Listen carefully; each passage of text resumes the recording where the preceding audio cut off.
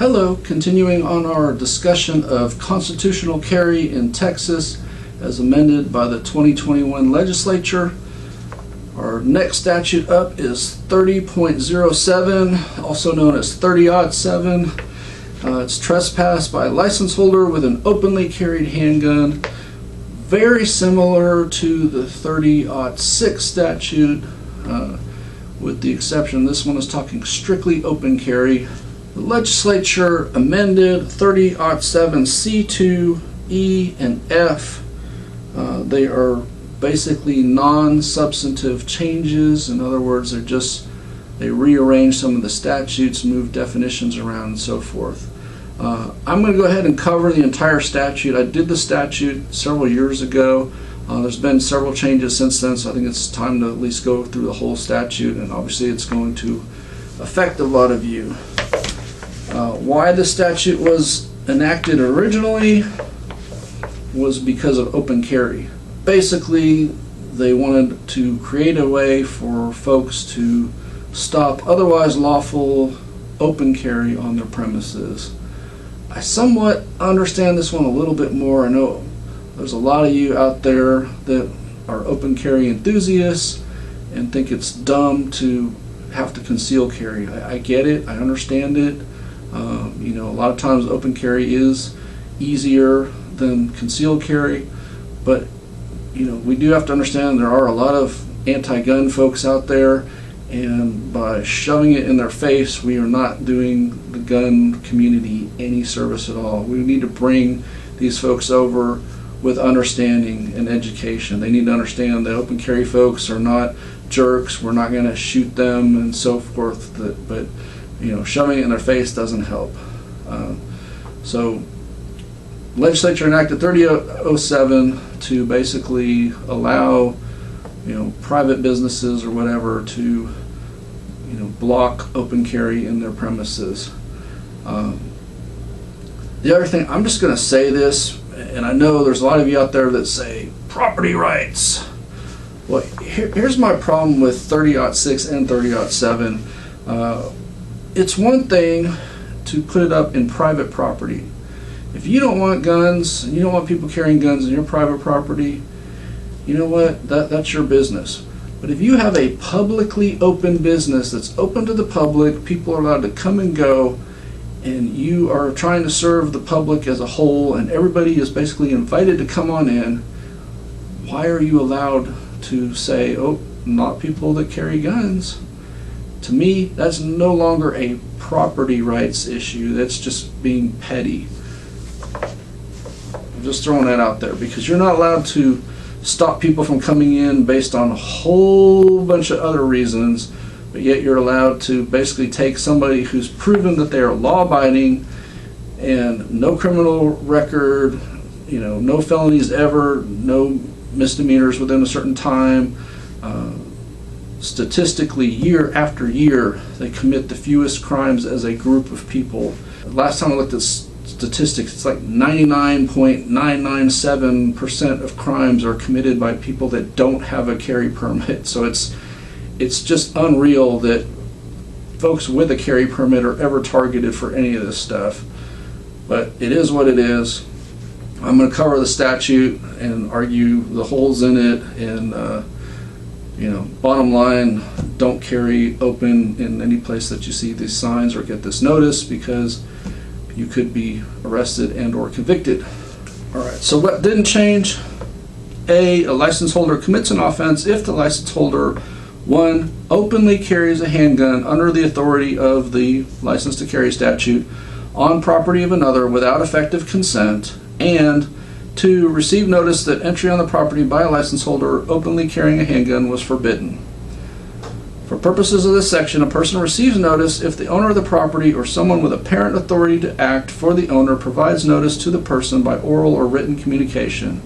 So just like 06 was for concealed, 07 is for open. If you go on the property and you're told by the owner or somebody acting in their apparent authority that you're not allowed to carry, best to just turn around and leave. Don't argue with them, don't give them any money, whatever. C1, entry has the meaning assigned by section 30.05B. And 2 changed, so license holder has a meaning assigned by section 4603, and it used to say 46035F. They just moved that definition over one statute. Written communication means a card or other document on which is written language identical to the following: pursuant to section 30-7, Penal Code, parentheses, trespass by a license holder with an openly carried handgun, end parentheses, comma, a person licensed under subchapter H, chapter 411, government code, parentheses, handgun licensing law, end parentheses, comma, may not enter this property with a handgun that is carried openly. Okay, just like we said in 30-6, identical means identical. It doesn't mean substantially similar. They used identical or substantially similar in some of the other statutes regarding this. This is identical. Identical is identical. My argument has been all along, signs that are in all caps are not identical. This statute is written not in all caps. There's plenty of statutes that are written that say must be in all caps. Legislatures presume to know what they're doing, presume to mean what they say, and so forth. All caps does not comply with this. That being said, like I said in the 30-6 video, I'm not saying that you should stop, read the all cap sign, be on video doing it, and then walk past with your openly carried handgun. That's not what I'm saying. I'm just saying the sign does not technically comply with the statute. If you choose to walk past it with an open carried handgun, you're probably going to be stopped by the business owners and or the police. And is it worth it? No. Or a sign posted on the property that includes that language that I just read in both English and Spanish. And again, what is the Spanish translation? If you ask several translators, you're going to get different varieties. I've never seen anybody successfully challenge that the Spanish wasn't correct. There's different dialects if you're from Spain or Mexico or somewhere else, and they don't specify it in the statute. And then the sign has to appear in contrasting colors with block letters at least 1 inch in height.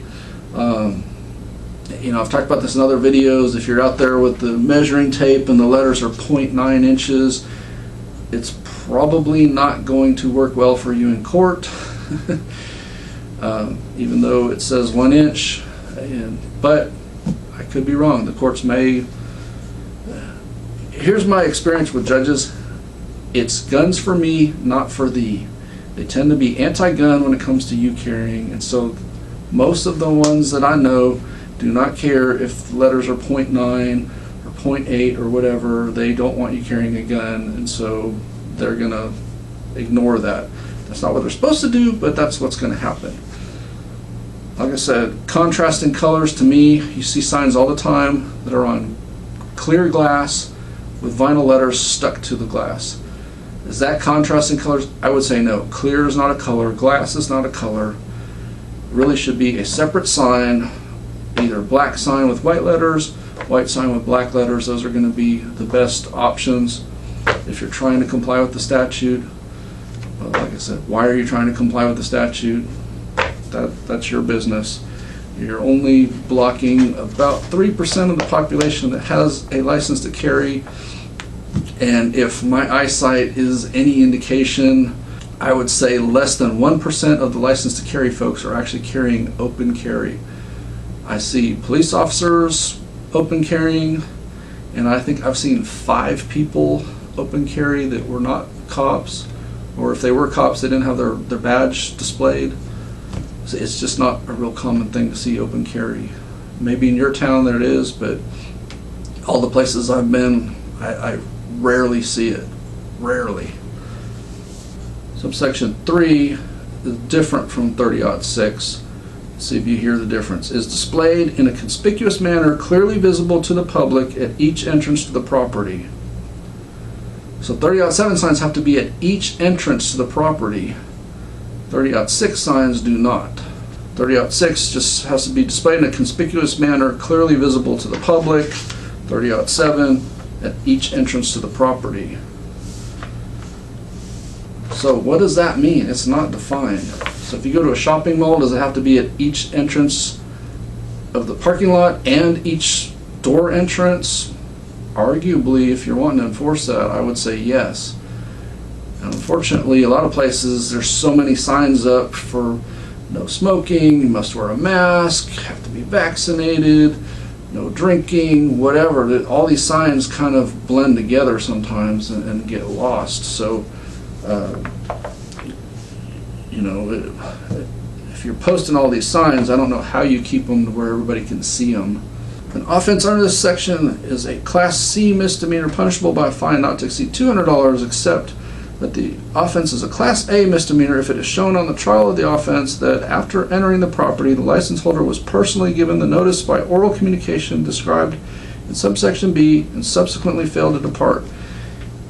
Just like I said in the 30-06, subsequently in here says following in time, coming or being later than something else succeeding. So if you walk into the grocery store, we'll use HEB as an example because they have 30-7 signs up and have since the open carry passed.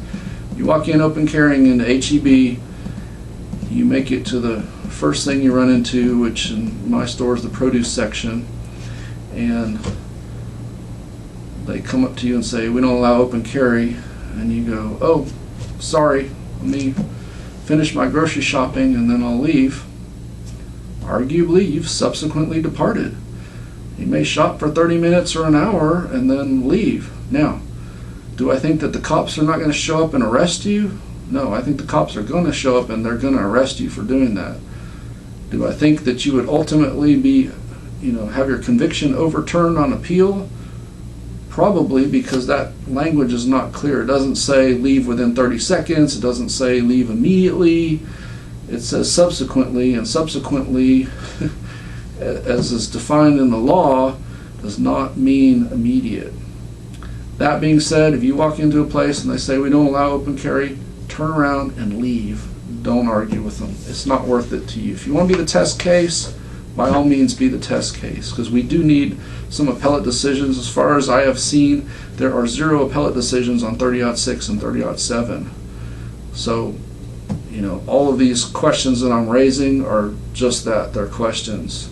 We don't have judges ruling on what these questionable terms mean. E was amended. It now reads, it's an exception to the application of this section that the property on which the license holder openly carries a handgun is owned or leased by a government entity and is not a premises or other place in which the license holder is prohibited from carrying the handgun under section 4603. So the change there was just, it used to say 46035. Again, my issue with this, it's like we talked about in 30-6. If you see a 30-7 sign up, in your mind, you're thinking it's a Class C misdemeanor to violate. Now, I'm not saying people intentionally want to violate that all the time. I'm just saying folks every day violate Class C misdemeanors without any thought at all. People speed, people run stop signs, red lights, whatever. And if they get a ticket, they pay the ticket, they go to defensive driving, whatever, they're not worried about it.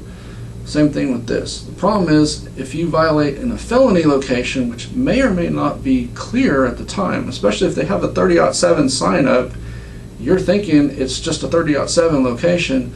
Maybe you pass the sign and you just inadvertently committed a felony. Most of us are not willing to commit a felony, so you see the sign. To me, the sign should be a specific 4603 sign, not a 30-7 sign. That's what I'm getting at. Make the sign specific so you know it's a felony. Yes, a lot of courtrooms are clear that that's what they are, but not all are. Schools, same thing. Not always clear. Sometimes they're in other buildings or whatever, they're renting, whatever. So it's not really fair to put up a Class C misdemeanor sign in a location that would be a felony if you walked into. I'm just going to brush over E1, E2, and E3. They're just the same as the 30-6. They're the defenses if you are a condominium or a tenant of a leased premises or a tenant of a manufactured home lot, and they're basically redundant because 46.02 allows for carry in your home, to your vehicle, in your vehicle, and so forth. So these are just reiterating that. Again, it's redundant. I don't know why they decided to include that. F was amended, and it now reads, it is not a defense prosecution under this section that the handgun was carried in a holster. I used to say shoulder or belt holster. Basically what they're saying is if you're open carrying past the 30-07 sign, it doesn't matter if it's in a holster or not, you're still in violation. You may be in violation of a more serious crime too if you're carrying it in your hand. Are you threatening people with it by doing that? Arguably you're causing alarm if you're doing that. But anyway, and again, I'm not going to argue about in a holster. Does the holster have to be worn properly, or can the gun be in the holster and laying on your seat or laying on your dashboard? I'm not going to get into all that with you.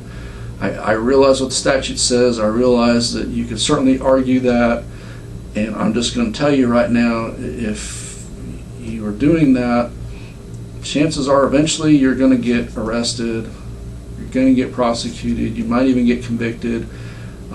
You'll probably get your conviction overturned by the Court of Criminal Appeals if they hear the case, but do you really want to go there? Do you really want to be the test case? What are you accomplishing by having your gun laying on the seat in a holster? I don't get it, other than just being stubborn, but you do you if that's what you want to do. The law, to me, is going to favor the police. And like I've said before, judges and even most prosecutors tend to be anti-gun, so they want guns for them but not for you, and you're going to run across that quite frequently. Even the so-called pro-gun judges a lot of times don't want you carrying. G, it's a defense prosecution under section that the license holder is a volunteer emergency services personnel as defined by 4601. Defense prosecution under section that the license holder was personally given notice by oral communication described by subsection B and promptly departed from the property. Again, like I said, you walk in, whoops, they tell you to leave, you turn around and leave, it's a defense. So that's your best option. If you pass the 30-06 or 30-07 sign, just turn around and leave once they tell you to leave. These laws at least have that built in. When they first came out with these laws, it was much stricter liability. I remember when I went through my first class back in 1995, right before the concealed handgun licenses took effect January 1st of 96.